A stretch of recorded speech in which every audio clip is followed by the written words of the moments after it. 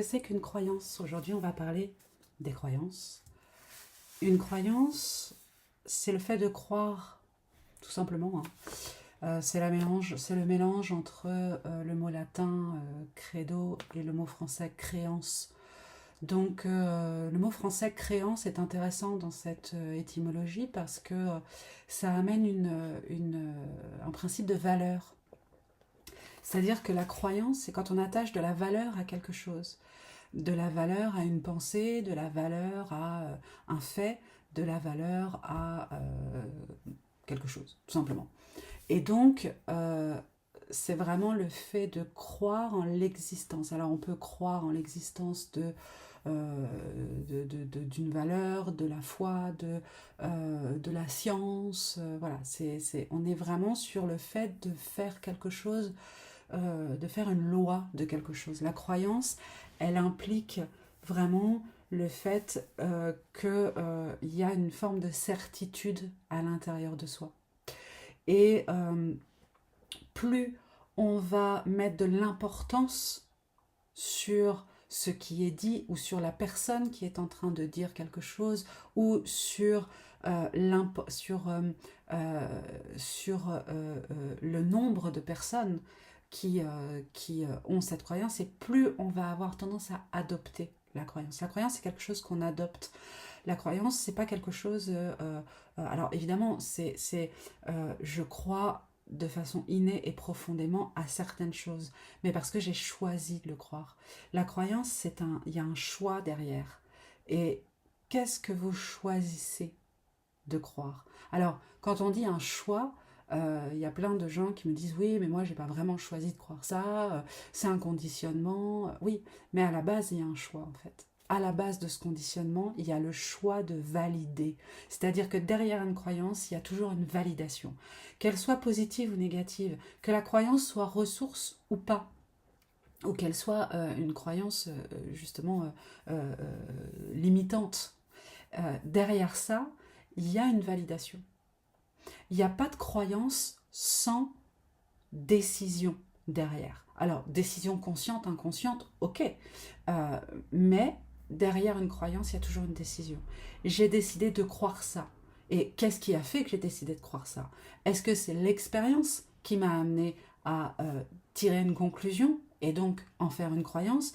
Est-ce que c'est quelqu'un qui avait de la valeur pour moi et qui donc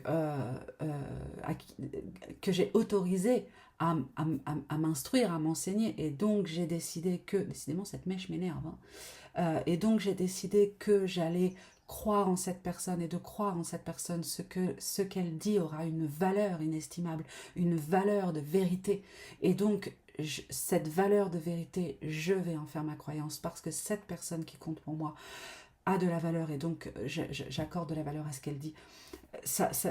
Et là, on rentre dans évidemment des conditionnements, puisque les premières personnes à nous donner des croyances et qui ont de la valeur et qui ont une valeur à la fois d'autorité et de référence, ce sont les parents. Donc mes croyances, elles sont issues de ce que je valide et de ce que je décide.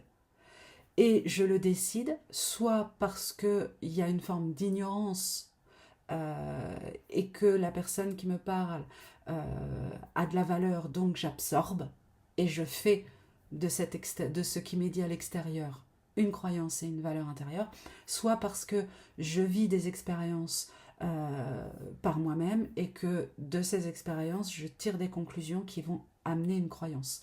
Vous savez ce qu'on dit, hein? On dit une expérience la première fois, c'est un hasard, la deuxième fois, c'est une coïncidence, la troisième fois, c'est une loi. Donc on fait la même chose en spiritualité avec les signes. Un signe, peut-être. Deux signes, ah tiens, ça m'interpelle, intéressant. Trois signes, ok, c'est ma réponse. Donc on a vraiment cette trinité-là qui vaut un petit peu partout et qui fait que c'est très facile finalement d'amener à soi une croyance. Sauf que quelque chose, observez dans votre vie. Observez le nombre de fois où vous avez été confronté à des situations et où vous n'en avez pas fait une croyance. Par exemple, le nombre de fois où vous avez été confronté dans les médias à je sais pas, des informations comme quoi les hommes bruns, je dis un truc, je dis n'importe quoi, hein, les hommes bruns sont tous les tueurs en série qu'on vous a montrés étaient des hommes bruns, donc les hommes bruns sont des tueurs en série. Ça n'a pas de sens, on est d'accord. Vous n'avez pas fait une loi de ça, et pourtant, vous avez peut-être été confronté à cette information-là, je sais pas, 50 fois, 100 fois, 200 fois dans votre vie, et vous n'en avez pas fait une loi. Donc, vous n'avez pas fait ce choix de dire tous les tueurs en série sont des hommes bruns. Point barre. Eh ben non, parce que il y a bien cette notion de qu'est-ce que je veux pour moi derrière. C'est-à-dire qu'est-ce que ça vient servir. La croyance, elle vient servir, elle est au service. Elle est au service de vous, de quelque chose en vous. Que la croyance soit ressource ou qu'elle soit limitante, elle sert quelque chose. Et c'est ça qui est intéressant d'aller regarder. Qu'est-ce que cette croyance vient servir? Qu'est-ce que cette croyance me permet de continuer à faire, de continuer à être? Quelle est son utilité? Même si c'est une utilité que je trouve néfaste ou négative, la croyance me permet de continuer à faire et à être quelque chose. Qu'est-ce qu'elle me permet de continuer? Et donc, qu'est-ce qu'elle vient nourrir à l'intérieur de moi? Nourrir jusqu'à ce que je n'en ai plus besoin et que je sorte de cette croyance, ou jusqu'à ce que je change spontanément cette croyance. Alors après, on a des moyens de soit changer ces croyances parce qu'on en a pris conscience, soit juste d'aller déjà repérer les croyances. Donc, pour tout ça, je vous invite à aller sur le site, soit en rendez-vous, soit à travers les formations et les stages que je propose et qui vont vous permettre justement d'aller chercher tout ça. Les croyances, c'est pour moi un sujet qui est passionnant.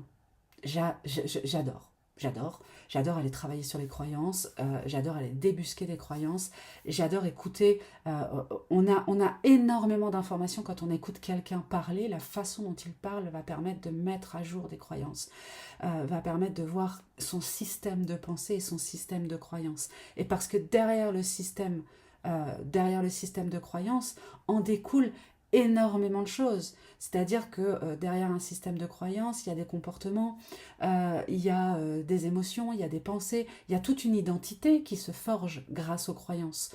Et bien sûr, à partir du moment où j'ai des croyances, je crée ma réalité avec mes croyances. Donc j'adore travailler sur les croyances parce que justement si on veut changer vraiment sa réalité, ses schémas répétitifs, ses expériences, ses comportements, ses pensées, ses émotions et changer d'identité, d'une certaine façon, changer ses valeurs, etc., eh bien forcément il faut aller voir le système de croyances derrière. Parce que tout ce dont on fait une loi, eh bien on l'applique. Et le cerveau est cette machinerie merveilleuse qui fait que lorsque j'ai une croyance, tout en moi se met en place dans mon système de pensée, dans mon système émotionnel, comportemental et expérientiel, tout se met en place pour me confirmer que j'ai raison, pour continuer d'expérimenter cette même croyance, pour la renforcer, qu'elle soit positive ou négative.